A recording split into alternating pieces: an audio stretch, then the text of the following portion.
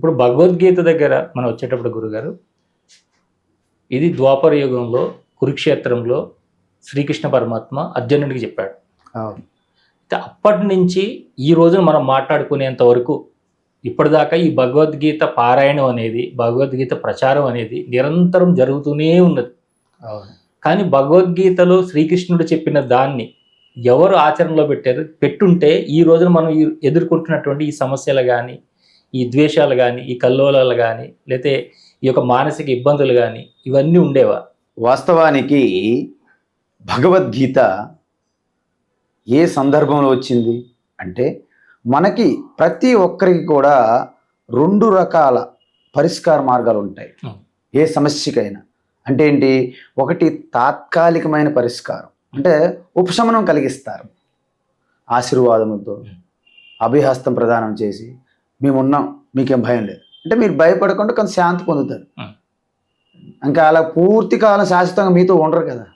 So ఆ విధంగా ఒక భరోసా కల్పించడం అనేది, ఆశీర్వాదము, భరోసా ఇలాంటి కల్పించడం అనేది తాత్కాలికమైనటువంటి పరిష్కారం. కానీ కురుక్షేత్ర యుద్ధ రంగంలో అర్జునుడికి కలిగినటువంటి సమస్య జీవన మరణ సమస్య.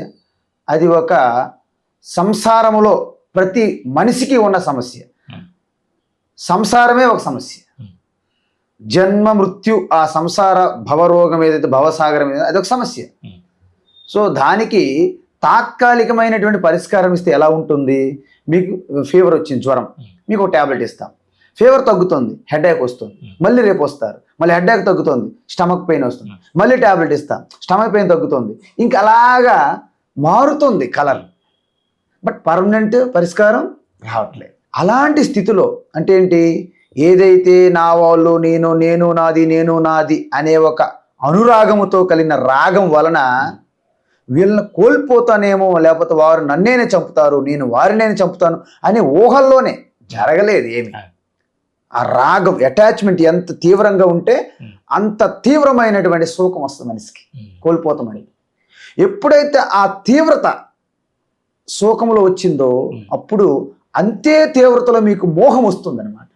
మోహం అంటే ఏంటంటే విచక్షణ కోల్పోవడం, ధర్మ అధర్మల మధ్య వ్యత్యాసం కోల్పోవడం అనేది మోహానికి దారితీస్తుంది. ధర్మ సమ్మోఢ చేత అన్నారు అక్కడ 2వ అధ్యాయం. అందువలన ధర్మాధర్మను గుర్తించలేకపోతున్నాను. చూసారా, రాగము ద్వారా శోకము, శోకము ద్వారా మోహము. ఇది మొదటి అధ్యాయములో అర్జునుడికి అలాగా ఒక డయాగ్నోసిస్ జరిగింది అనమాట. అర్జున విషాద యోగం, విషాద యోగం అన్నారు. దానికి విషాద యోగం ఎందుకన్నారని చాలా మార్లు చెప్పాను. అలాంటి విషాద పరిస్థితుల్లో కూడా అర్జునుడు పారిపోలేదు. ఆ విషాదం అనేది కారణమయ్యింది తన పరిష్కారానికి, శాశ్వత పరిష్కారం తెలుసుకోవడానికి గురువు పాదములు పట్టుకొని ఆయన చరణ వేడి మళ్ళా ఆ వివేకం వెళ్ళడానికి దారి చూపెట్టింది కాబట్టి విషాద యోగం అన్నాం. సో ఈ విధంగా 5000 సంవత్సరాల పైన సమయం అయినప్పటికీ భగవద్గీత అనేది దేశకాల పరిస్థితులకు సంబంధించిన జ్ఞానం కాదు. ఒకవేళ ఆయా దేశకాల పరిస్థితులకు సంబంధించిన జ్ఞానం అయ్యుండుంటే ఇప్పుడు భగవద్గీత అవుట్డేటెడ్ అయిపోయేది. భగవద్గీత అక్కర్లేదండి, అది ఆ రోజుల్లో ఎవరో విన్నారు కానీ ఇప్పుడు పనికిరాదు. ఇప్పుడు సాఫ్ట్వేర్ ఎప్పుడప్పుడు విండోస్ 2000 XP ఇప్పుడు పనిచేసి వెర్షన్ మారిపోయినాయి. క్షణం క్షణం రోజు రోజుకి వారం వారం నెలకు మారిపోతాయి వెర్షన్స్. అలాంటి భగవద్గీత ఇలాంటి పురాణం కాదు, కథలు కావు, కావ్యం కాదు. భగవద్గీత అనేది శాస్త్రం, అంటే శృతి. అంటే ఉపనిషత్తుల్లో వేదం ఉపనిషత్తులు శృతి అంటారు, మిగతా వాటికి పురాణాల స్మృతిలు అంటారు. స్మృతులు వేరు, శృతులు వేరు, శృతి వేరు. శృతి నుంచి వచ్చిన జ్ఞానమే మరొక్కసారి ప్రకటమైంది కృష్ణ పరమాత్మ. కృష్ణ అంటే దేవకి వసుదేవ పుత్రుడుగా మనం తీసుకోవడం వీలు లేదు. ఇక్కడ వసుదేవ సుతం దేవం కంసచానూరమర్దనం దేవకీ పరమానందం కృష్ణం వందే జగద్గురుం.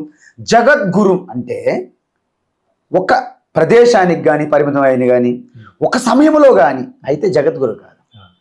వేదం అంటే ఏంటి అంటే వ్యష్టి సమష్టిలో లయమైనప్పుడు మీ యొక్క ఇంద్రియములు బుద్ధికి అతీతమైనటువంటి జ్ఞానము ఆ సమష్టి సమాధిలో ఆ ఈశ్వరుని యొక్క శ్వాసగా ప్రకటమైన జ్ఞానాన్ని వేదం అంటారు. దాని యొక్క సారమే ఉపనిషత్తు, బ్రహ్మ విద్య. దాన్నే మరొక్కసారి ఆ పరంపరని ఎక్కడైతే విస్మరించి ప్రజలు విచ్చలవిడిగా అధర్మాన్ని ఆచరిస్తున్నారో ఆయా సమయంలో మళ్ళీ ధర్మం ఉద్ధరించడానికి, ధర్మ స్థాపన కోసం ఈ జ్ఞానం వచ్చింది. అది 4వ అధ్యాయం చెప్పారు స్వయంగా భగవాన్. అందువలన వేదం యొక్క జ్ఞానం మరొక్కసారి భగవాన్ శ్రీకృష్ణ ద్వారా ప్రకటమైంది. అందుకే ఆ బ్రహ్మ విద్యనే యోగ విద్య. బ్రహ్మ విద్య యోగం యోగేశ్వరాత్ కృష్ణాత్ సాక్షాత్ కథయత స్వయం యత్ర యోగేశ్వర కృష్ణో యత్ర పార్థో ధనుర్ధరః తత్ర శ్రీర్విజయో భూతి ధ్రువా నీతిర్మతిర్మమ అన్నారు. అంటే ఏంటి? యోగం బ్రహ్మ విద్య, ఆత్మవిద్య యోగేశ్వరాత్ అంటే సాక్షాత్ యోగేశ్వరుడి నుండి, ఎవరైనా కృష్ణ నుండి ప్రకటమయ్యింది అని సంజయ్ లాస్ట్లో చెప్తాడు ఈ విషయాలు. అందువలన ఆ జ్ఞానం అనేది మనకి ప్రతి ఒక్కరికి మన ఆత్మస్వరూపాన్ని ప్రేమించే వారికి ఆ జ్ఞానంలో ఉన్నట్లు లెక్క, నిష్ఠలో ఉన్నట్లు లెక్క. మిగతాదంతా కూడా నామరూపాలుగా ప్రకటమవుతుంది పోతుంది. అందువల్ల మొత్తం ఈ సృష్టి అంతా కూడా మాయాశక్తి యొక్క కల్పన. అంటే సినిమా తెరపైన సినిమా ఎలాగైతే ప్రకటమవుతుందో ఈ పరమాత్మ యందే ఈ జగత్ ప్రకటమవుతుంది, ఆడుతుంది, మళ్ళీ ఇంటర్వెల్ లాగా పోతుంది. ఆ విధంగా భగవద్గీత తత్వము తెలిసినా తెలియకపోయినా, మనకు తెలిసి అగ్గిలో చేతి పెట్టినా కాలుతుంది, తెలియకుండా అగ్గిలో చేయి పెట్టినా కాలుతుంది. అమ్మమ్మ నాకు తెలియకుండా పెట్టానంటే ఊరుకుంటా అవ్వదు. అలాంటిది భగవద్గీత కూడా మీరు తెలిసి దాన్ని అవలంబించిన, అమలుపరిచిన, ప్రాక్టీస్ చేసిన, తెలియకుండా కూడా భగవద్గీత తత్వాన్ని ప్రాక్టీస్ చేసిన మీరు హైయెస్ట్ స్థితిని చేరుకుంటారు. You will reach the highest అబోర్డ్ అని చెప్పారు. అంటే అర్థం ఏంటి? భగవద్గీత ఏం చేస్తుందంటే మీలో దాగి ఉన్నటువంటి అనంతమైన శక్తి కణము నుండి, అంటే మీ పాదముల నుండి శిరస్సు వరకు అవ్యక్త సుప్తావస్థలో ఉన్నటువంటి కుండలిని శక్తిగా దాగి ఉందన్నమాట. సుప్తావస్థలో దాన్ని జాగరూకపరిచేదే భగవద్గీత తత్వము. అందుకే ఏమంటారు? Behold, be strong, don't believe that you are weak, you can do anything and everything అని స్వామి వివేకానంద స్వామి చెప్పారు. అది సాక్షాత్ ఉపనిషత్తుల్లో వాక్యం. అందువలన arise, awake, stop not till reach the goal అంటారు ఆయన. అది ఉపనిషత్తుల్లో చెప్పారు. అంటే ఉత్తిష్ట, జాగ్రత్త, ప్రాప్య వరాన్ నిబోధత, క్షురస్య దార నిశిత దురత్యయ దుర్గం పతస్తత్ కవయో వదంతి కఠోపనిషత్. దాన్ని వివేకానంద స్వామి వారు ప్రచారం చేశారు.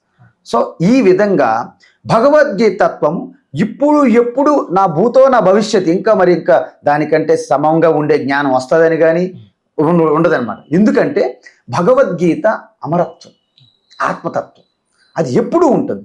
కానీ ఇప్పుడు మనం అనుకుందాం, స్వామి రామ్తీర్థ్ చెప్పారు అమెరికా ఇంత టెక్నాలజీగా, ఇంత ఎకనామికల్గా ఇంత డెవలప్ అవడానికి కారణం ఏంటి అంటే స్వామి రామతీర్థ్ అన్నారు, భారతీయులు భగవద్గీతని కేవలము పారాయణం చేస్తున్నారు, పూజిస్తున్నారు.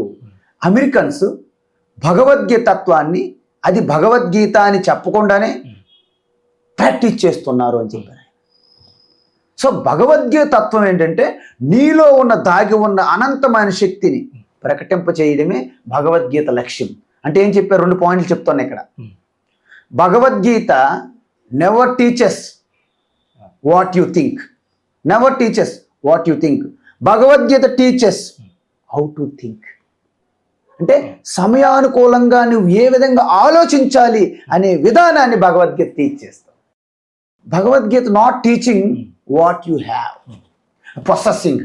I have some bungalows, cars, buildings, ventures, lands, powers, possessions, possessions. ఇవన్నీ డోంట్ టీచ్. భగవద్గీత టీచ్ చేయదు. మరి భగవద్గీత ఏం టీచ్ చేస్తుంది? వాట్ యు ఆర్, నువ్వు ఎవరు అని చెప్తుంది భగవద్గీత.